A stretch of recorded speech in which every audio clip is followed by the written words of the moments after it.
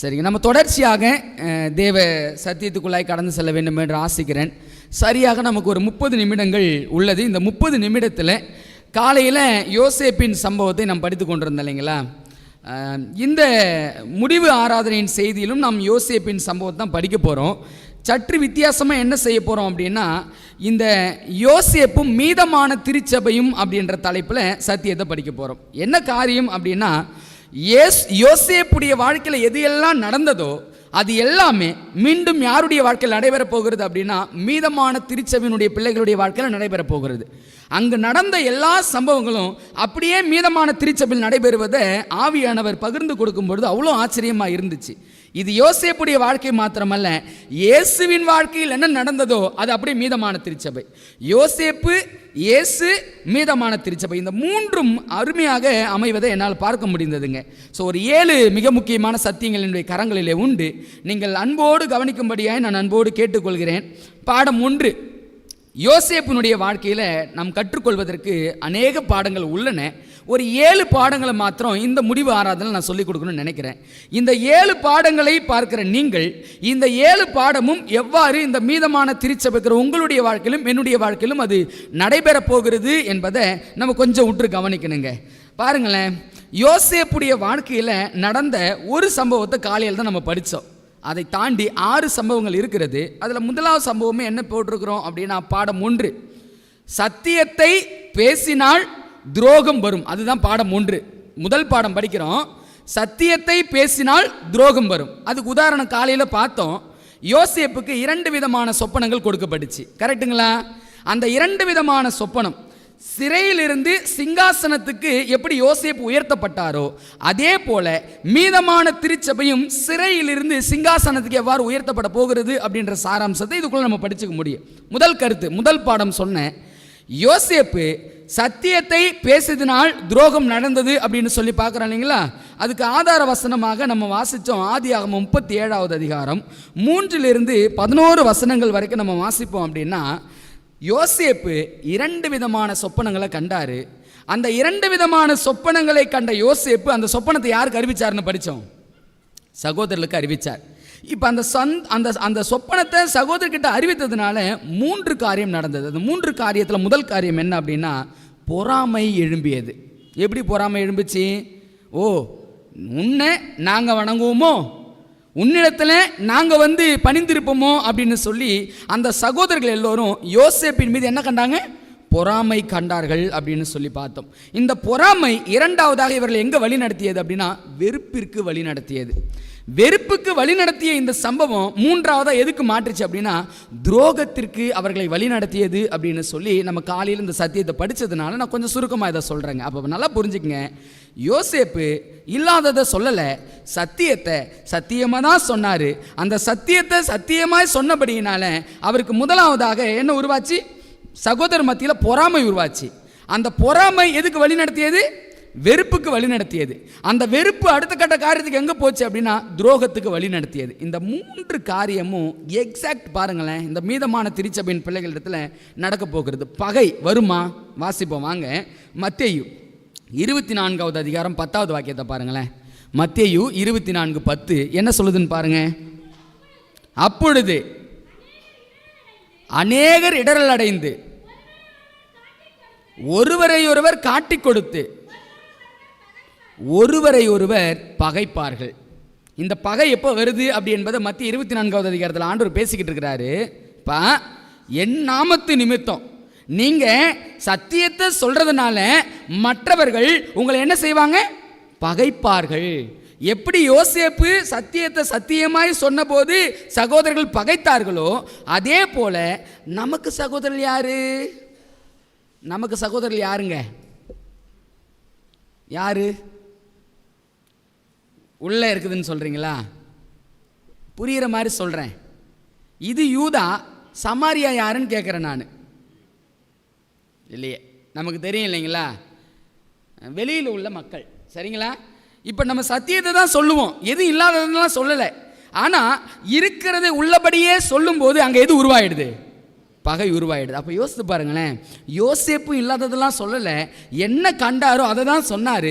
சத்தியத்தை சத்தியமாய் சொன்னபடினால பகை எப்படி சகோதரருக்குள்ளே வந்ததோ அதே போல் இந்த உலகத்திலையும் நாம் சத்தியத்தை சத்தியமாய் சொல்லும் பொழுது எது உருவாகிறது அப்படின்னா பகை உருவாகிறது. எந்த சத்தியத்து நிமித்தம் இந்த பகை உருவாகும் தெரியுங்களா? எந்த சத்தியத்து நிமித்தம்? இந்த சத்தியம் எந்த சத்தியத்தின் நிமித்தம் இவர்களுக்குள்ள பகை உருவாகிறது அப்படின்னு நம்ம யோசிப்போம் அப்படின்னா, ஆண்டவர் சொன்னார் ராஜ்யத்தினுடைய இந்த சுவிசேஷம்னு சொல்கிறார். அப்போ எல்லா சத்தியமும் பகையை உண்டாக்காதுங்களாம். தேவன் அவர் தனித்துவமான ஒரு சத்தியத்தை வச்சிருக்கிறாரு. அந்த சத்தியம் என்ன செய்யுது அப்படின்னா பகையை உண்டாக்குது. கிறிஸ்து சொன்னார்ல, சமாதானத்தை உண்டு பண்ண வேண்டும் என்று எண்ணாதிருங்கள், எதை உண்டாக்க வந்தேன்னு சொன்னார். என்னங்க அர்த்தம்? பிரிவினையை உண்டாக்க வந்தேன்னா என்ன அர்த்தம்?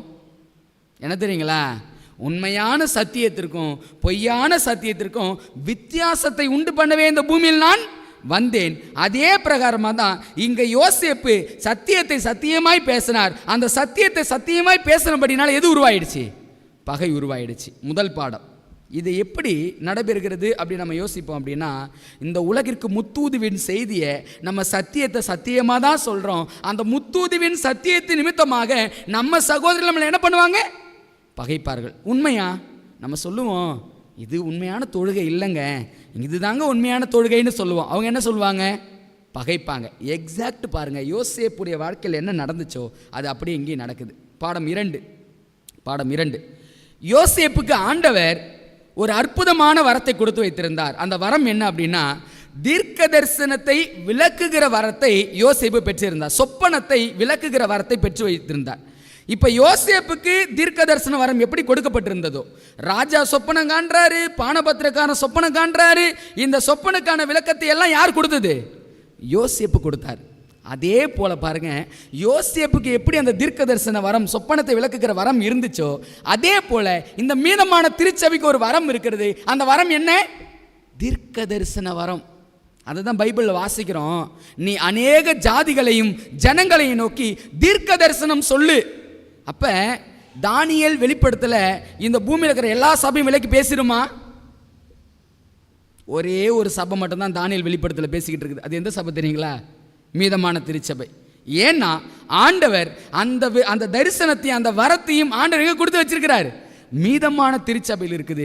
அங்கே எப்படி யோசேப்பு அந்த தீர்க்க தரிசனத்தை வர உடையவராக இருந்தாரோ அதே விதமாக மீதமான திருச்சபையும் அந்த தீர்க்க தரிசன வரத்தை உடையதாக இருக்கிறது. சரி, இப்போ அந்த தீர்க்க தரிசன வரத்தை உடையவர்களாக இருந்தபடியினால அந்த சகோதரர்கள் பகைத்தார்கள் என்பது முதல் பாடம் பார்த்தோம். அதே போல இந்த தீர்க்க தரிசன வரத்தை வைத்திருக்கிற இந்த மீதமான திருச்சபை சத்தியத்தை கொண்டு போகும் பொழுது உலகத்தில் பகை உண்டாகுமா அப்படின்னா பகை உண்டாகும். 2 பாடத்தை படிச்சிட்டோம். மூன்றாவது சம்பவம் என்னன்னு பாருங்க. யோசேப்பு எதனால் சிறையில் அடைக்கப்பட்டார்? எதனாலங்க சிறையில் அடைக்கப்பட்டார்? ஆதியாகமம் 39:9 வாசிக்கலாங்களா? சிறையில் அடைக்கப்பட்டதுக்கான காரணம் என்னன்னு பாருங்க. ஆதியாகமம் 39:9.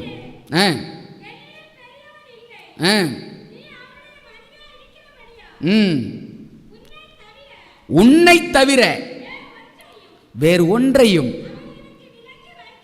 அவர் எனக்கு விலக்கி வைக்கவில்லை. இப்படி இருக்க நான் இத்தனை பெரிய பொல்லாங்குக்கு உடன்பட்டு தேவனுக்கு விரோதமாய் பாவம் செய்வது எப்படி என்றான். நமக்கு நல்லா தெரியும் ஏன் யோசேப்பு சிறையில் அடைக்கப்பட்டார் அப்படின்னா, அவர் எதுக்கு உடன்படலை? பாவத்திற்கு உடன்படலை. அந்த ஸ்திரீ தீட்டுப்படுத்த வேண்டும் என்று யோசிச்சாங்க, அந்த பாவத்துக்கு யார் உடன்படலை? யோசேப்பு உடன்படலை. அதே போல பாருங்க, எக்ஸாக்ட் இந்த மீதமான திருச்சபை எதுக்கு உடன்படாது அப்படின்னா பாவத்துக்கு உடன்படாது. எதிர்காலத்தில் நடக்க போகிற ஒரு சம்பவத்தை சொல்கிறேன். உலகமே எல்லா திருச்சபைகளும் ஒன்று கூடி நிற்க போகிறது. எல்லாம் ஓரணியில் திரண்டு நிற்க போகிறாங்க. இப்போ இவங்க எல்லாம் ஓரணியில் திரண்டு நின்று என்ன செய்கிறாங்கன்னா, நீ எங்களோட வந்து சேர்ந்துக்க அப்படின்னு சொல்கிறாங்க. இப்போ இந்த மீதமான திருச்சபை சொல்லுது, எப்படி நான் இவ்வளோ பெரிய பாவத்தை என் தேவனுக்கு விரோதமாய் செய்வது? எனக்கு தெரியும் இதுதான் சத்தியம், என் உயிரே போனாலும் சரி இந்த சத்தியத்தை நான் என் வாழ்க்கையில் என்ன பண்ண மாட்டேன், விட்டு கொடுக்க மாட்டேன். அப்போ என்ன செய்கிறாங்க, நீ சத்தியத்தை விட்டு கொடுக்க மாட்டியா, வா உனக்கு எதை கொடுக்குறேன் பாரு அப்படின்னு சொல்லி எதை கொடுக்குறாங்க? லூக்கா 21வது அதிகாரம் 12 பாருங்களேன். பாவத்தை மறுத்ததால் என்ன வருதுன்னு பாருங்க. லூக்கா 21:12. வாசியுமா வாசியுமா. இவைகள் எல்லாம் நடப்பதற்கு முன்னே என் நாமத்து நிமித்தம் அவர்கள் உங்களை பிடித்து ஜெப ஆலயங்களுக்குள்ளும் சிறைச்சாலைகளுக்கும் ஒப்பு கொடுத்து. எதுக்கு ஒப்பு கொடுப்பாங்களாம்? சிறைச்சாலை. யோசேப்பு பாவத்தை வெறுத்தாருங்க. என் தேவனுக்கு விரோதமா நான் பாவம் செய்ய மாட்டேன், என் ஆண்டவருக்கு விரோதமா நான் பாவம் செய்ய மாட்டேன்னு சொல்லி சத்தியத்தில் நின்றபடியினால அவருக்கு எது கிடைச்சி? சிறைச்சாலை கிடைச்சிச்சு. இந்த மீதமான திருச்சபை அப்படிதான். ஞாயிறு ஆசரிப்பு சட்டம் வரப்போகுது. அந்த ஞாயிறு ஆசரிப்பு சட்டம் வரும்போது இந்த சத்தியத்தை கொண்டிருக்கிற சபை பார்க்குது, எப்படி நான் இந்த பாவத்துக்கு உடன்படுவேன்? இது சத்தியமே இல்லையே, என் ஆண்டவருக்கு விரோதமாய் நான் எப்படி இந்த பாவத்தை நான் செய்ய முடியும் என்று சொல்லி இந்த திருச்சபையும் என்ன செய்யுது அப்படின்னா, தேவன் பக்கம் நிற்பதற்காக போர்க்கொடி தூக்குகிறது. போர்க்கொடியை தூக்கும் பொழுது இந்த திருச்சபைக்கு என்ன கிடைக்கும் தெரியுங்களா? முடிவு காலத்தில் இந்த சத்தியத்து நிமித்தம் சிறையில் அடைக்கப்படுகிறவர்கள் ஏராளங்களாம். ஏன்னா அரசாங்கமும் மதமும் ஒன்று சேருகிறது. மதத்திற்கு நாம் கீழ்ப்படியாத போது அரசாங்கம் நம்ம எங்க கொண்டு போய் நிறுத்தும்? சிறைச்சாலையில் கொண்டு போய் நிறுத்தும். யோசேப்பை பாருங்க, பாவத்திற்கு உடன்படாமல் போனபடினால சிறைச்சாலை கிடைத்தது. இந்த திருச்சபையும் பாவத்திற்கு உடன்படாமல் சத்தியம் இதுதான், இந்த சத்தியம்தான் எங்களுடைய வாழ்க்கை, நாங்கள் இதிலே நிற்போம் என்று சொன்னபோது இந்த திருச்சபைக்கும் சிறைச்சாலை காத்து கொண்டிருக்கிறது என்பதை நாம் தெளிவாய் புரிந்து கொள்ள முடியுதுங்க. அன்பானவர்களே, 4வது பாடத்துக்குள்ள கடந்து போக போறோம். 4வது பாடம் என்னன்னு பாருங்களேன். யோசேப்பை சிறையில் அடைச்சிட்டாங்க. யோசேப்பை சிறையில் அடைத்த மாத்திரத்தில் யோசேப்பு அந்த 39வது அதிகாரத்தை முழுவதும் நம்ம வாசிப்போம் அப்படின்னா 21வது வசனத்தை பாருங்களேன். ஆதியாகமம் 39:21. கர்த்தரோ, வாசிங்க, யோசேப்போடே இருந்து அவர் மேல் கிருபை வைத்து, சரி நல்லா புரிஞ்சுக்குங்க. யோசேப்பு சிறையில் இருக்கிறாரு. சிறையில் இருந்த யோசேப்புக்கு எது கிடைச்சிச்சான்? ஒரு வார்த்தை அழகா வந்துச்சு பாத்தீங்களா? கிருபை. கிருபை என்ன சொல்ல வராங்க அப்படின்னா, யோசேப்பு சிறைசாலையில கஷ்டத்தையும் வேதனையும் அனுபவித்துக் கொண்டுதான் இருந்தார். ஆனால் கர்த்தர் யோசேப்போடு இருந்தார். அதை எப்படி புரிஞ்சுக்க முடியும் அப்படின்னா, சிறைசாலை தலைவனுடைய கண்களில் என்ன கிடைச்சிச்சு? கிருபை கிடைத்தது. அன்பானவர்களே, இந்த சம்பவம் எப்படி மீதமான திருச்சபையில் நிறைவேற போகிறது அப்படின்னா, யாக்கோபின் இக்கட்டு காலம்னு ஒரு காலம் வரப்போகுதுங்க. பெரிய இக்கட்டு. அந்த இக்கட்டு காலத்தில் நாம் சிறைச்சாலை இருக்கிற அனுபவம் தான் இருக்க போகுதான். அந்த சிறைச்சாலையின் அனுபவம் தான் நம்முடைய வாழ்க்கையாக மாறப்போகுதான். அந்த சிறைச்சாலையின் அனுபவத்தில் கர்த்தர் நம்மோடு இருக்கிறபடினால எது நம்மை அணுகாது அப்படின்னா, 7 வாதைகள் ஒருபோதும் தேவனுடைய ஜனத்தை அணுகாது. காரணம் என்ன அப்படின்னா, கர்த்தருடைய கிருபை அவர் ஜனத்தின் மேல் இருக்கிறது. யோசேப்பு சிறையில் இருந்தவர் தான். அவருக்கு எப்படி கிருபை கிடைத்ததோ அதே விதமாக இந்த மீதமான திருச்சபை ஒரு பெரிய போராட்டத்தை சந்திக்க வேண்டியதாக இருக்கிறது. ஆனால் தேவன் கைவிடுவது இல்லை. கைவிடாமல் அந்த திருச்சபையை கர்த்தர் காப்பாற்றுவார் என்பதை யோசேப்பினுடைய வாழ்க்கையில் தெளிவாய் பார்க்க முடியுது. 5வது பாடத்தை படிக்க போகிறோம். 5வது பாடம் ஆதியாகமம் 40வது அதிகாரம் 23வது வாக்கியத்தை பாருங்களேன். ஆனாலும் பானபத்திரக்காரனின் தலைவன் யோசேப்பை நினையாமல் அவனை மறந்து விட்டான். இங்க யோசேப்பு சிறைசாலையில் இருக்கிறாரு. நீ வாழ்வடைந்திருக்கும் போது என்ன நினைச்சுக்க அப்படின்னு சொன்னாரு. ஆனா அந்த வாழ்வடைந்த பானபத்திரக்காரன் யாரை மறந்துட்டான்? இப்ப யோசேப்புடைய உள்ளம் எவ்வளவா இருந்தது அப்படின்னு சொல்லி கால் நம்ம படித்தோம். அவர் ஒரு வார்த்தையும் பேசல. ஆனா இருதயத்தின் ஓசை எவ்வாறு இருந்திருக்கும் அப்படின்னா, எதுவரைக்கும் நான் இந்த சிறைசாலை இருப்பேன் என்ற சத்தம் கேட்டிருக்குமா? எக்ஸாக்ட் பாருங்க. இந்த சம்பவம் அப்படி மீதமான திருச்சபையில் எப்படி நடைபெற போகிறது அப்படின்னா, வெளிப்படுத்தின விசேஷம் 6வது அதிகாரம் 10வது வாக்கியம். வெளிப்படுத்தின விசேஷம் 6வது அதிகாரம் 10வது வாக்கியம். அவர்கள் பரிசுத்தமும் சத்தியமுள்ள ஆண்டவரே தேவரீர் பூமியின் மேல் குடியிருக்கிறவர்களிடத்தில் எங்கள் இரத்தத்தை குறித்து எதுவரைக்கும் நியாய தீர்ப்பு செய்யாமலும் பழி வாங்காமலும் இருப்பீர் என்று மகா சத்தமிட்டு கூப்பிட்டார்கள். அடுத்த வசனம் வாசிங்க 11. அப்பொழுது அவர்கள் ஒவ்வொருவருக்கும் வெள்ளை அங்கிகள் கொடுக்கப்பட்டது. அன்றியும் அவர்கள் தங்களைப் போல கொலை செய்யப்பட போகிறவர்களாகிய, அப்ப இங்க இருக்கிறவங்க யாரு? கொலை செய்யப்பட்டவங்க. இப்ப யார் கொலை செய்யப்பட போறதா? தங்களைப் போல கொலை செய்யப்பட போகிற உடன் பணிவிடைக்காரரும் தங்கள் சகோதர மாணவர்களின் தொகை நிறைவேறும் அளவும் இன்னும் கொஞ்ச காலம் இளைப்பாற வேண்டும் என்று அவர்களுக்கு சொல்லப்பட்டது. இங்க யோசேப்புடைய உள்ளத்துல எதுவரைக்கும் இந்த சிறைச்சாலை என்ற எண்ணம் இருந்தது போலவே இங்க மீதமான திருச்சபை எப்படியா இருக்க வேண்டியது அப்படின்னா, ரத்த சாட்சியா ஒரு கூட்டம் மரிச்சிருக்குது. இப்ப ரத்த சாட்சியா மரிச்சிருக்கிற கூட்டம் ஆண்டவர் நோக்கி கூப்பிடுது, ஆண்டவரே எதுவரைக்கும் பூமியின் குடிகளை நியாயம் விசாரிக்காம இருப்பீங்க அப்படின்னு கேட்குது. அப்ப ஆண்டவர் சொல்றாரு, கவலைப்படாதீங்க, உங்களைப் போலவே உங்கள் சகோதரர்கள் கொலை செய்யப்பட வேண்டும். ரத்த சாட்சியா மரிக்கணும். ரத்த சாட்சியாய் மரிக்கிற வரைக்கும் நீங்க கொஞ்சம் பொறுமையா இருங்க, சீக்கிரத்தில் தேவன் உங்களை விடுதலை செய்வார் என்ற காரியத்தை இந்த சம்பவத்தில் வாசிக்க முடியுதுங்க. அப்போ புரிஞ்சுக்கிறீங்களா? இந்த மீதமான திருச்சபையில் சத்தியத்துக்காக ரத்த சாட்சியாய் மரிக்க வேண்டிய கூட்டம் ஒன்று இருக்கிறது என்பதை நம்ம புரிஞ்சுக்கிடுங்க. அடுத்த பாடத்துக்கு நான் கடந்து போயிடுறேன். அடுத்த பாடம் இப்போ ஆறாவது பாடம் என்ன அப்படின்னா, சிறைச்சாலையில் இருந்து கஷ்டங்களையும் வேதனைகளையும் அனுபவித்த யோசேப்புக்கு உயர்வு எத்தனை நாளில் கிடச்சி தெரியுங்களா? ஒரே நாள் தான். சொப்பனம் அங்கு கொடுக்கப்பட்டுச்சு, ராஜாவை போய் சந்திக்கிறாரு. ராஜாவை சொன்ன மாத்திரத்தில் ராஜா அந்த சொப்பனத்துக்கான விளக்கம் அவனை திருப்திப்படுத்தியது. உடனடியாக அந்த யோசேப்பை ராஜ்யத்தினுடைய அதிகாரியாக மாற்றிவிட்டார். வசனத்தை வாசிப்போம். ஆதியாகமம் 41வது அதிகாரம் 14வது வாக்கியத்தை பாருங்களேன்.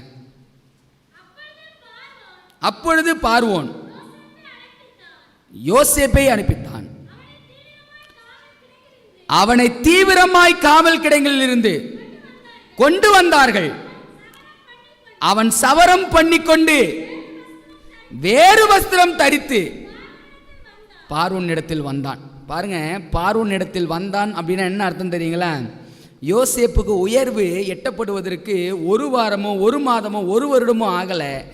ஒரே நாள் எப்ப சொப்பனத்துக்கான விளக்கம் கொடுக்கப்பட்டதோ அந்த சொப்பனத்துக்கான விளக்கத்தை பெற்றுக்கொண்ட மாத்திரத்தில் இந்த யோசேப்புக்கு சிறைச்சாலையில் இருந்து எங்க கிடைச்சிச்சு?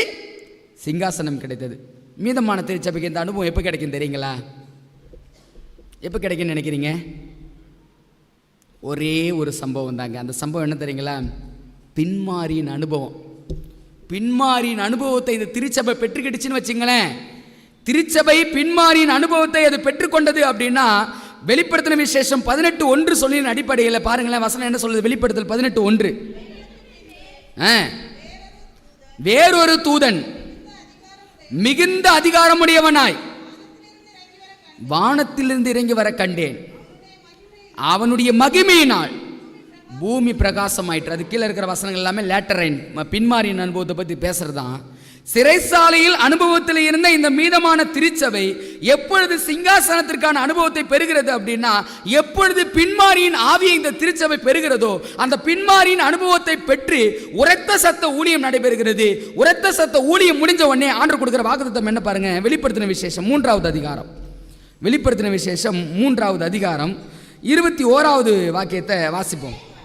நான் ஜெயம் கொண்டு என் பிதாவினுடைய சிங்காசனத்திலே அவரோடு கூட உட்கார்ந்தது போல ஜெயம் கொள்ளுகிறவன் எவனோ அவனும் என்னுடைய சிங்காசனத்தில் என்னோடு கூட உட்காரும்படி அருள் செய்வேன். ஆண்டவர் சொல்றாரு, ஜெயம் கொள்கிறவன் எவனோ அப்படின்னா யார் தெரியுங்களா? பாவத்தை ஜெயிக்கிறவங்களுக்கு தான் முன்மாரியின் அனுபவம். பாவத்தை ஜெயிச்சு முன்மாரியின் அனுபவத்தை பெற்று அந்த முன்மாரியின் அனுபவத்தோடு கூட பின்மாரி அனுபவத்தை பெற்று பின்மாரியின் அனுபவத்தை பெற்று பெருத்த ஊழியத்தை செய்த அந்த நபருக்கு சொல்றாரு, ஜெயம் கொள்ளுகிறவன் எவனோ அவனுக்கு நான் எப்படி என் பிதாவின் சிங்காசனத்தில் உட்கார்ந்து இருக்கிறனோ அந்த சிங்காசனத்தை யார் கொடுப்பேன்? ஜெயம் கொள்ளுகிறவர்களுக்கு கொடுப்பேன். அன்பானவர்களே, யோசேப்புடைய வாழ்க்கையில் இந்த சம்பவத்தை படிக்கிற நீங்கள் நானும் ஒரு கேள்வியோடு நான் இதை முடிக்கணும்னு நினைக்கிறேன். இன்னைக்கு ஒருவேளை சிறைச்சாலையின் அனுபவம் உங்களுடைய வாழ்க்கையாகவும் என்னுடைய வாழ்க்கையாகவும் இருக்கிறது அப்படின்னா, சிறைச்சாலையிலிருந்து சிங்காசனத்துக்கு உயர்த்தப்பட வேண்டும் அப்படின்னா நீங்களும் நானும் ஜெயம் கொள்ளவர்களாய் மாறணும். இன்னைக்கு எத்தனை பேர் பாவத்தை ஜெயித்த வாழ்க்கையோடு நாம் வாழ்ந்து கொண்டிருக்கிறோம்னு சிந்திச்சு பாருங்க. பாவத்தை முழுவதுமாக வெற்றி கொண்ட வாழ்க்கை எத்தனை பேர் வாழ்ந்து கொண்டிருக்கிறோன்னு சிந்திச்சு பாருங்க. இப்படி பாவத்தை வெற்றி கொண்ட வாழ்க்கை உங்கள் மத்தியிலும் என் மத்தியிலும் காணப்படுமே. ஆனால் ஆண்டவர் சொல்றாரு, ஜெயம் கொள்ளுகிறவன் எவனோ அவனுக்கு என் பிதாவின் சிங்காசனத்தை கொடுப்பேன்னு சொல்றாருங்க. கிறிஸ்துவுக்குள் அன்பானவர்களே, யோசேப்புடைய வாழ்க்கையில் எத்தனையோ பாடங்கள் உண்டு. ஆனால் இவைகளெல்லாம் திருஷ்டாந்தங்களாக அவர்களுக்கு சம்பவித்தது. முடிவு காலத்தை நமக்கு அது எச்சரிப்பு உண்டாகும்படி எழுதப்பட்டிருக்கிறது அப்படின்ற வார்த்தைக்கு இணங்க யோசேப்புடைய வாழ்க்கையும் சம்பவத்தையும் படிக்கிற நீங்களும் நானும் யோசேப்பை போல சிறைசாலிருந்து சிங்காசனத்துக்கு போக வேண்டுமே. ஆனால் நாம் காலையில் படித்த பிரகாரம் தேவன் இந்த காலங்களில் ஏன் துரோகத்தை அனுமதிக்கிறாரு? அன்பின் அளவை எடை போட்டுக் கொண்டிருக்கிறார். ஏன் கசப்பு அனுமதிக்கிறாரு? மன்னிப்பின் அளவை அவர் எடை போட்டுக் கொண்டிருக்கிறார். தேவன் நம்மை இந்த நாட்களில் சுத்திகரித்து கொண்டிருக்கிறார், புடமிட்டு கொண்டிருக்கிறார். இந்த புடமிடுகிற வேலைகளை யோசேப்பை போல தேவன் மீது நம்பிக்கை வைத்து தேவன் ஒருவரை நாம் பற்றியிருப்போமானால் நிச்சயமாக பிதாவினுடைய சிங்காசனத்தை தேவன் உங்களுக்கும் எனக்கும் தந்தருள்வார். கர்த்தர் தாமே நம் அனைவரையும் ஆசீர்வதிப்பாராக. ஆமே. நாம் யாவரும் இந்த